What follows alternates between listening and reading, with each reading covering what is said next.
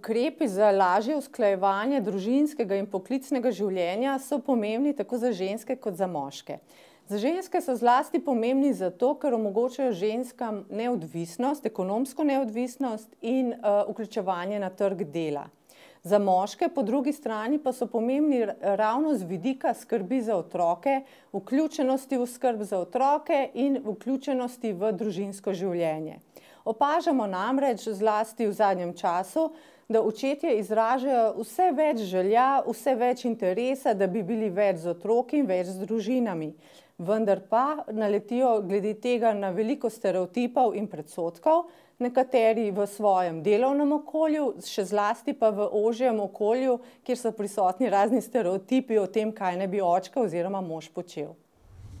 Z vidika starševskega varstva imamo prav poseben dopust, ki se mu reče očetovski dopust, ki se nam zdi zelo pomemben v tem okvirju. Zaenkrat imamo v Sloveniji 15 dni plačanega očetovskega dopusta in 75 dni neplačanega očetovskega dopusta. Želimo pa, da bi bili očetje več z otroki, zaradi tega smo sedaj sprejeli lansko leto ukrep, po katerem bodo imeli očetje 30 dni plačanega očetovskega dopusta, ki bo namenjen le njim. Sicer pa vidimo velik pomen ne le v zakonski ureditvi, recimo krajši delovni čas, ki ga lahko vzamejo tudi očetje, in delitev starševskega dopusta, ki si ga starša med seboj delita, ampak vidimo velik pomen zlasti v kampanjah.